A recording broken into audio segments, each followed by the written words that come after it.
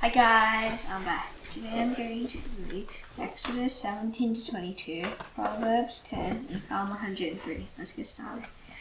All the congregation of the people of Israel moved on from the wilderness of Sin by stages, according to the commandment of the Lord, and camped at Rephidim. And there was no water for the people to drink. Therefore the people quarreled with Moses and said, "Give us water to drink." The people thirsted there for water, and the people grumbled against Moses and said, "Why did you bring us up out of Egypt to kill us and our children and our livestock with thirst?" So Moses cried to the Lord, "What shall I do with this people? They are almost ready to stone me." And the Lord said to Moses, "Pass on before the people, taking with you some of the elders of Israel, and taking in your hand the staff with which you struck the Nile.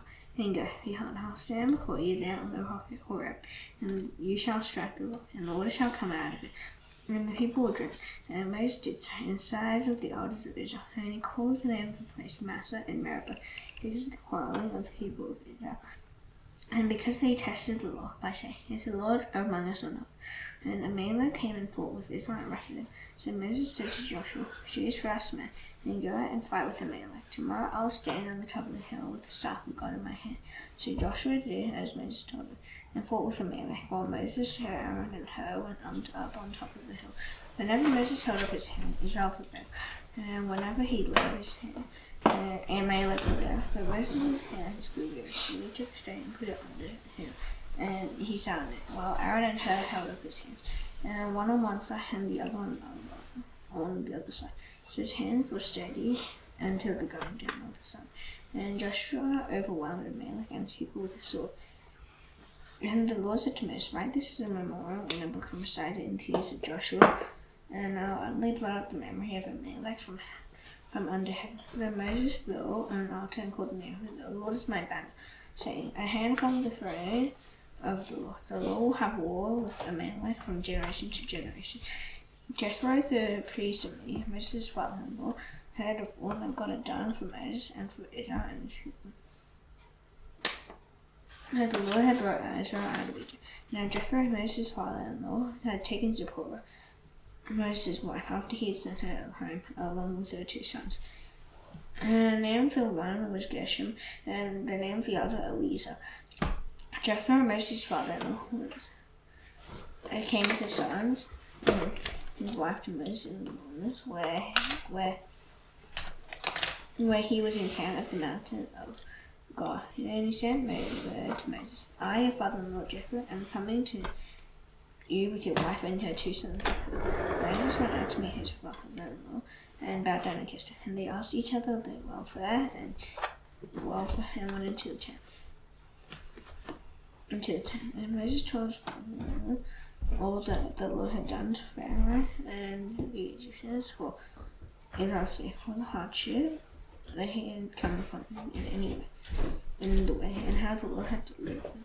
And Jethro rejoiced for all the good that the Lord had done to Israel, in which he delivered them out of the hand of the Egyptians. Jethro said, "Blessed be the Lord, who has delivered you out of the hand of the Egyptians and out of the hand of Pharaoh, and has delivered the people from under the hand of the Egyptians. And I know that the Lord is greater than all gods, because in this affair they dealt generously with the people. Dealt arrogantly with the people." Now Jethro, Moses' father-in-law, put a burnt offering and sacrifices to God. And Aaron came with all the elders of Israel to eat bread with Moses' father-in-law before God. And the next day Moses had to judge the people. And the people stood around Moses from the morning till evening. And Moses' father-in-law saw all that he was doing for the people. And all the people, he said, "What is this that you are doing for the people? And why do you sit alone? And the people stand around you from morning till evening." And Moses said to his father-in-law, "Because the people came to me to inquire of God. When they have a dispute, they come to me, and I decide between one person and another. And I make them know the statutes of God and his laws." Moses' father-in-law said to him, "What are you doing? What you are doing is not good. You and the people with you will suddenly wear yourselves out, and the thing is too heavy for you. You are not able to do it alone. Now obey my word. I will give you advice, and God be with you. You shall represent the people before God, and bring their cases to God. And you shall warn them about the statutes and the laws, and make them know the way in which they must walk and what they must do. Moreover, look for able men from all the people, men who fear God, and are trustworthy and hated by, and place such men over the people as chiefs of thousands, of hundreds, and of fifties, and of tens, and let them judge the people at all times. Every great matter they shall bring to you, and any small matter they shall decide themselves, so it will be easier for you, and they will bear the burden with you. If you do this, God will direct you, and you will be able to endure, and all the people also will go to their place in peace. So Moses listened to the voice of his father-in-law and did all that he said. And Moses chose able men out of all Israel and made them heads over the people, chiefs of thousands, of hundreds, of fifties, and of tens. And they judged the people at all times. Any hard case they brought to Moses, and any small matter they decided themselves. And Moses let his father-in-law depart, and he went away to his own country. On the third year, after the people of Israel had gone out of the land of Egypt, on that day they came into the wilderness of Sinai. They encamped in the wilderness. And there Israel encamped before the mountain, while Moses went up to God.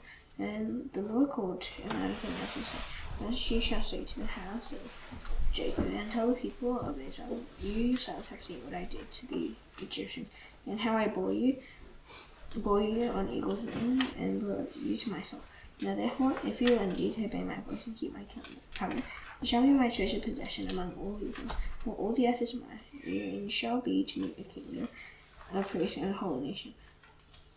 These are the words that you shall speak to the people of Israel." So Moses came and called the elders of the people, and set before them all these words that the Lord commanded them. All the people answered together and said, "All that the Lord spake, we will do." And Moses reported the words of the people to the Lord. And the Lord said to Moses, "Behold, I am coming to you in a thick cloud, that the people may hear when I speak with you, and they also believe in you forever." And Moses told the word of the people to the Lord. And the Lord said to Moses, "Go to the people and consecrate them today and tomorrow, and let them wash their garments, and be ready for the third day. For on the third day the Lord will come down from Mount Sinai, and the sight of all the people, and he shall set limits for the people all around, saying, Take care not to go up into the mountain, or touch the edge of it. Whoever touches the mountain will be put to death. And a hand shall touch him, but he shall be stoned or shot. And where the beast or man, he shall not live. And the trumpet sounded along the blast, they shall come up the mountain. So Moses went down from the mountain to the people and consecrated the people, and they washed their garments. And he said to the people, "Be ready for the third day, and do not go near a woman."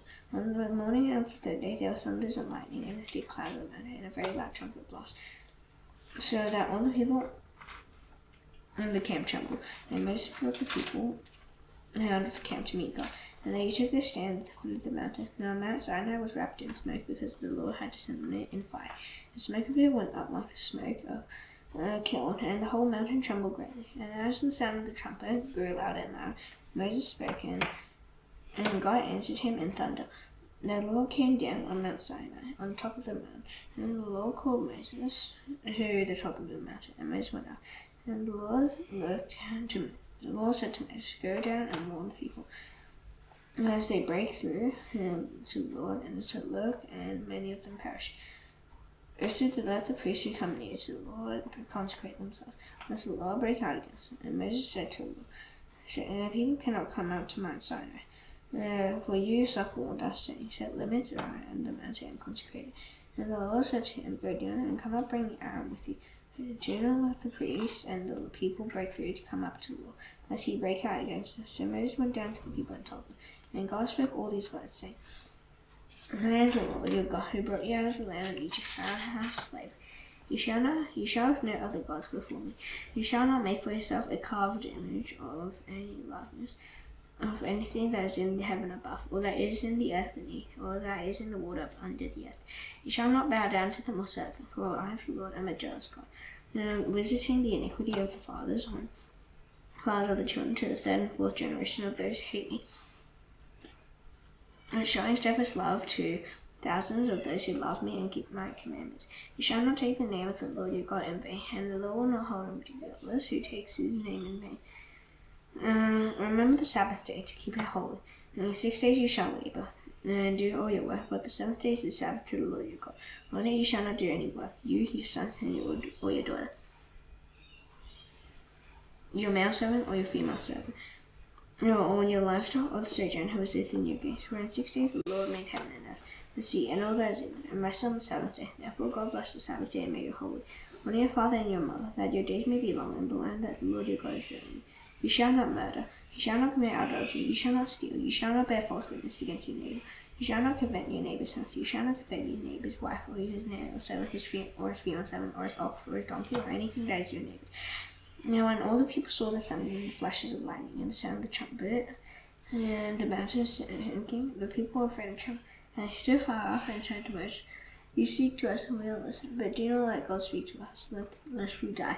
Moses said to the people, "Do not fear, for God has come to test you, that the fear of him may be before you, that you may not sin." The people stood far off.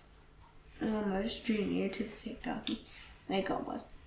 And the Lord said to Moses, "Thus you shall say to the people of Israel, you shall have a scene for yourselves that I have talked with you from heaven. You shall not make gods of silver to be with me, nor shall you make yourselves gods of gold. An altar of the earth you shall make for me, and sacrifice on it your burnt offerings and your peace offerings, your sheep and your oxen. In every place where I cause my name to be remembered, I will come to bless you. If you make me an altar of stone, you shall not build it of hewn stones. But if you would do two on it, you will profane it. And you shall not go up by steps to my altar, for that your nakedness be not exposed on it. Now these are the rules that you shall set before them. When you buy a Hebrew slave, she shall serve 6 years. And in the 7th he shall go out free for nothing. If he comes in single, he shall go out single. If he comes in married, then his wife shall go out with him. If his master gives him a wife, and she bears him sons and daughters, then the wife and her children shall be her master's, and he shall go out alone. But if the slave plainly says, "I love my master, my wife, and my children, I will not go out free," then his master shall bring him to God, and he shall bring him to the door or the doorpost. And his master shall bore his near through with an awl, and he shall be a slave forever. When a man sells his daughter as a slave, she shall not go out as the male slaves do. If she does not please her master, who has designated her for himself, then he shall let her be redeemed. He shall have no right to sell her to a foreign people, since he has broken faith with her. If he designates her for a son, he shall deal with her as with a daughter. If he takes another wife to himself, he shall not diminish her for her clothing or martial rights.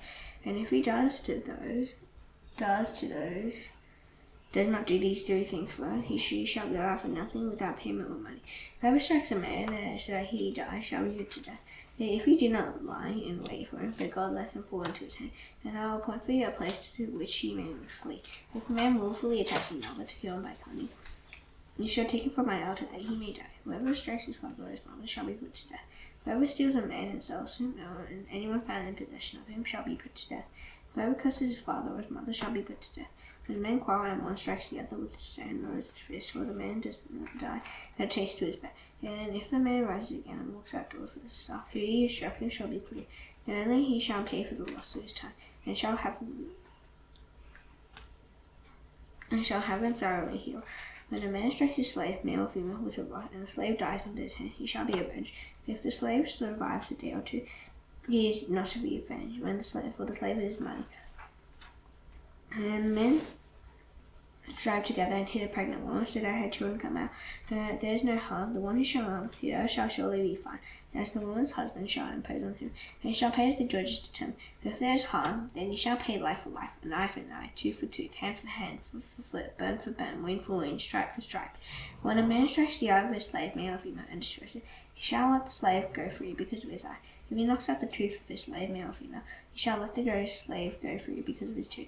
And an ox gores a man or woman to death, the ox shall be stoned, and his flesh shall not be eaten. But the owner of the ox shall not be liable.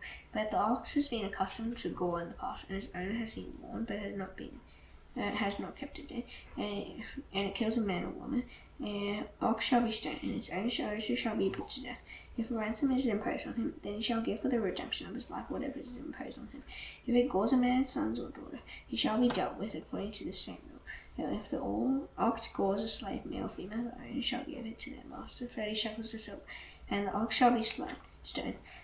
When a man opens a pit, or when a man digs a pit and does not cover it, or an ox or donkey falls into it, then the owner of the pit shall make restoration. He shall give money to his owner, and the dead beast shall be his. And one man's ox butts another, so that it dies, and they shall sell the live ox and share its price, and the dead beast they shall share.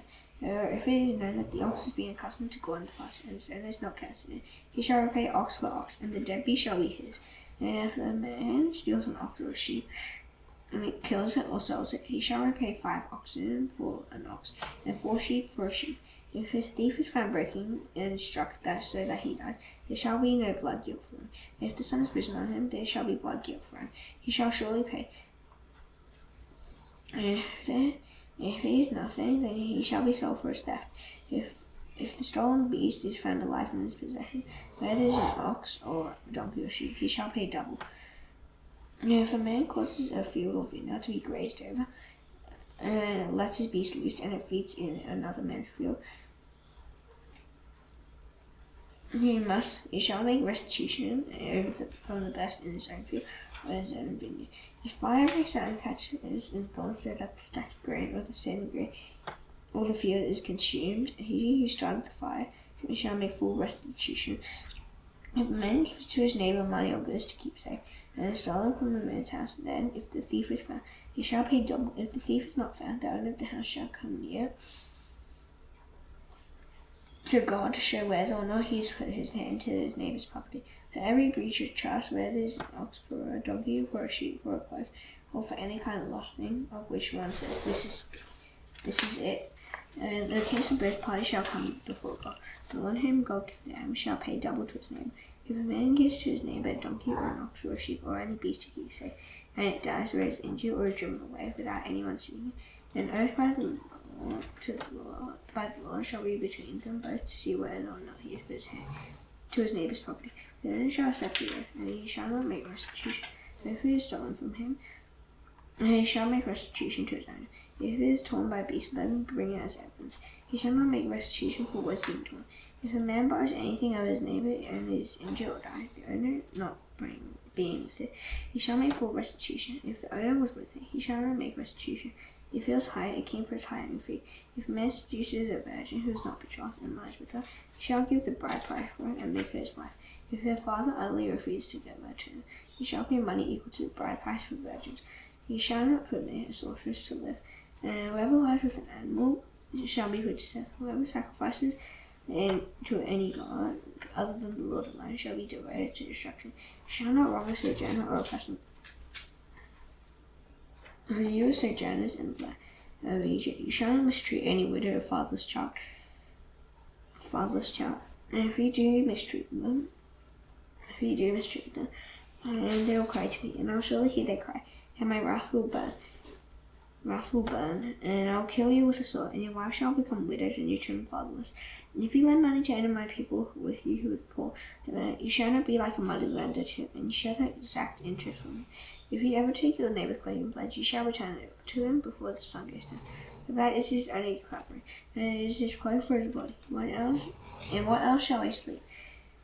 And if he cries to me, I will hear, for I am compassionate. You shall not revile God, nor curse the ruler of your people. You shall not delay to offer from the fullness of your harvest and from the outflow of your presses. The firstborn of your sons you shall give to me. You shall do the same with your oxen and with your sheep. 7 days it shall be with his mother. On the 8th day you shall give it to me. You shall be consecrated to me. Therefore you shall not eat any flesh that is torn by beasts in the field. And you shall throw it to the dogs. Proverbs 10.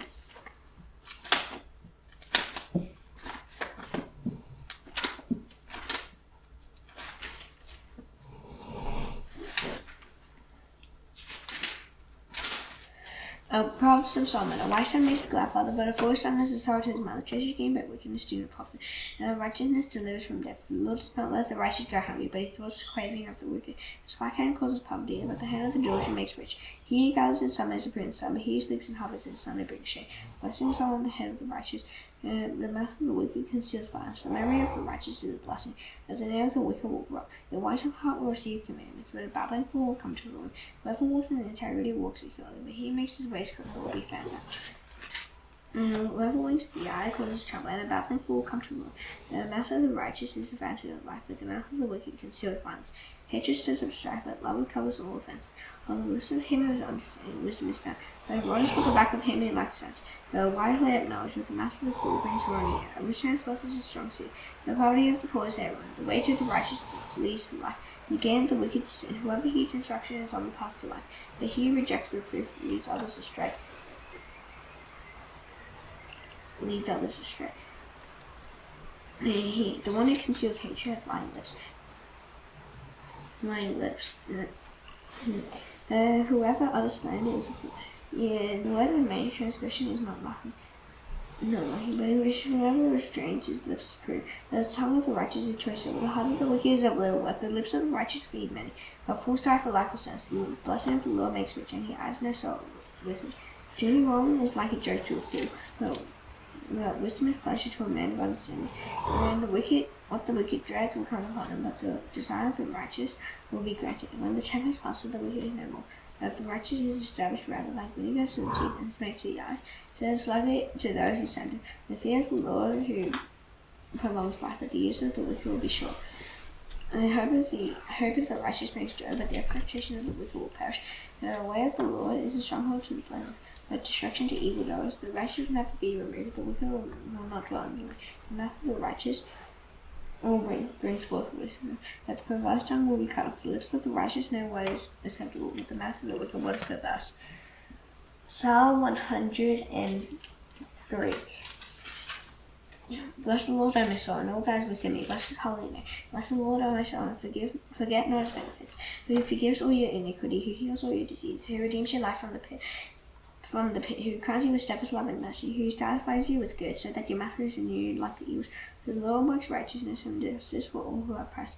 He made known his ways to Moses, his acts to the people of Israel. The Lord is merciful and gracious, slow to anger and abounding in steadfast love. He will not always chide, nor will he keep his anger forever. He does not deal with us according to our sins. He will repay us according to our iniquities. As high as the heavens are above the earth, so great is his steadfast love toward those who fear him. As far as the east is from the west, as far does he remove our transgressions from us. As the Father shows compassion to his children, so the Lord shows compassion to those who fear him, for he knows our frame. He remembers that we are dust. As for man, his days are like grass. He flourishes like the flower of the field, for the wind passes over, and his place is innumerable. But the steadfast love of the Lord is from everlasting to everlasting on those who fear him. He has righteousness to his children's children, and those who keep his covenant.